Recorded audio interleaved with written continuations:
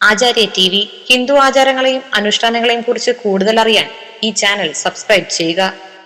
നമസ്കാരം. കൗമാരക്കാരുടെ മാനസിക സമ്മർദ്ദങ്ങൾ. ഇന്ന് കുട്ടികളുടെ മാനസിക സമ്മർദ്ദങ്ങൾ പറഞ്ഞ പോലെ തന്നെ കൗമാരക്കാർക്ക് ഇന്ന് ഏറ്റവും കൂടുതൽ മാനസിക സമ്മർദ്ദം ഉളവാക്കുന്ന ഒരു സമയമാണ്.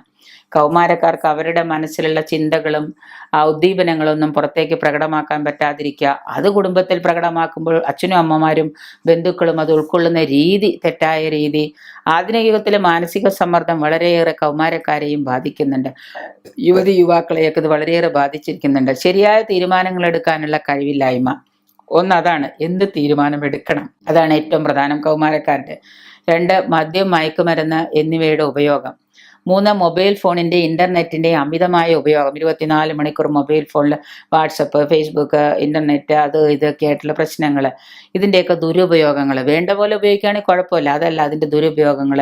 ഇതെല്ലാം നമ്മുടെ മാനസിക പ്രശ്നങ്ങൾക്ക് ഒരു സമ്മർദ്ദമാണ്.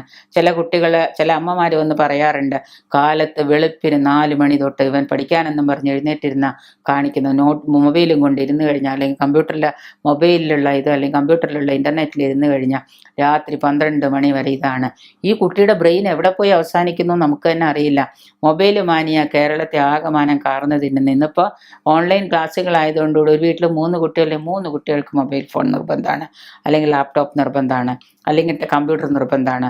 ഈ മൊബൈൽ മാനിയ എന്താ അവസ്ഥ എന്നറിയില്ല. ഭാവിയിൽ ഇതൊക്കെ എവിടെ ചെന്ന് അവസാനിക്കുമെന്ന് അറിയില്ല.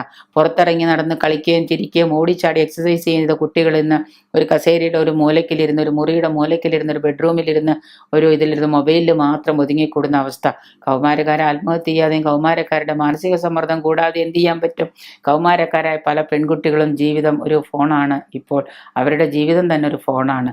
ഈ ഫോണിലൂടെയാണ് അവർ ജീവിതത്തെ ആസ്വദിക്കുന്നതും അതിലൂടെ പല കൂട്ടുകെട്ടുകളും പല ഇതും അവർക്ക് സംഭവിക്കുന്നുണ്ട്. ഫോൺ എന്നാൽ അത് വളരെയേറെ അത്യാവശ്യമാണ്. അടുക്കളയിലാണെങ്കിലും ഭക്ഷണം കഴിക്കാനിരിക്കുമ്പോൾ പോലും കുട്ടികളെ കണ്ടിട്ടുണ്ട്, ഊണ് കഴിക്കുന്നത് വായിലേക്ക് പോകുന്നതും മൊബൈലിൽ നോക്കും, വായിലേക്ക് ഭക്ഷണം കഴിക്കും മൊബൈലിൽ നോക്കും. അമ്മമാരും ഇന്ന് അതുപോലെയൊക്കെ തന്നെ ആയിട്ടുണ്ട്. അപ്പോൾ അതുകൊണ്ട് തന്നെ ബാത്റൂമിലും അടുക്കളയിലും ബെഡ്റൂമിലും എല്ലാം ക്യാമറ കണ്ണുകൾ ഇങ്ങനെ കൊണ്ടു നടക്കുകയാണ്.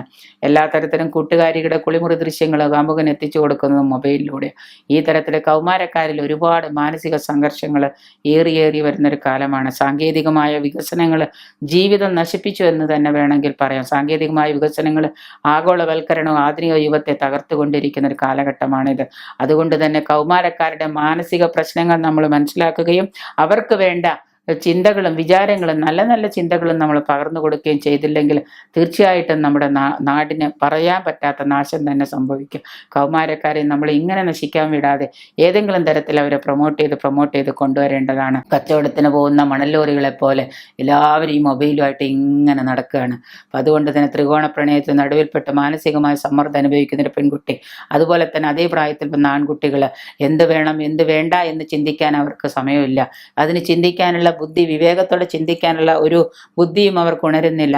കോളേജിൽ പോവുക എന്ന് പറഞ്ഞ് രാവിലെ വീട്ടിൽ നിന്നിറങ്ങും, കോളേജിൽ എത്തിപ്പെടില്ല. അപ്പം ഈ തരത്തിലെല്ലാം ഉള്ള ബുദ്ധിമുട്ടുകൾ സംഭവിക്കുന്ന, മാനസിക സമ്മർദ്ദം അനുഭവിക്കുന്ന കൗമാരക്കാരെ നമ്മൾ അവരെ കണ്ടുപിടിച്ച് അവർക്ക് വേണ്ട രീതിയിൽ സീരിയലും സിനിമയിലും കാണുന്നതല്ല ജീവിതം എന്ന് മനസ്സിലാക്കി അവരെ കണ്ടുപിടിച്ച് അവർക്ക് വേണ്ട രീതിയിലുള്ള ഒരു പ്രചോദനം കൊടുത്ത് അവർ ജീവിതത്തിലേക്ക് തിരിച്ചു കൊണ്ടുവരാൻ നമ്മൾ ശ്രമിക്കുക. അച്ഛനമ്മമാർ രണ്ടിടത്തായിട്ട് അച്ഛൻ വിട്ടുപോയ മകൻ, അമ്മ ജോലിക്ക് പോകുന്നു, മകൻ ഒറ്റയ്ക്ക്, അവൻ കാണുന്നത് സമാധാനം കാണുന്നത് സന്തോഷം കാണുന്നത് മൊബൈലിലും അവൻ്റെ ചാറ്റിങ്ങിലും മറ്റു കൂട്ടുകാരിലുമാണ്. അപ്പോൾ ആ കുട്ടിയെ കുറ്റം പറഞ്ഞിട്ട് കാര്യമില്ല. അവൻ എന്തുകൊണ്ട് ഇതിലേക്കായി എന്ന് ചിന്തിക്കേണ്ടത് അച്ഛനും അമ്മയുമാണ്. അല്ലാതെ അവൻ്റെ തെറ്റല്ല അവനിങ്ങനെ ആവുന്നത്. അമ്മ ചിന്തിക്കുന്ന പോലെ അച്ഛൻ ചിന്തിക്കുന്ന പോലെ അവനാവാൻ സാധിക്കുന്നില്ല. കാരണം അവൻ ജനിച്ചപ്പോൾ മുതൽ കാണുന്നത് അമ്മയും അമ്മയുടെ ടെൻഷനും അമ്മയുടെ പ്രശ്നങ്ങളുമാണ്. അവന് അച്ഛൻ എന്താണെന്ന് അറിയുന്നില്ല.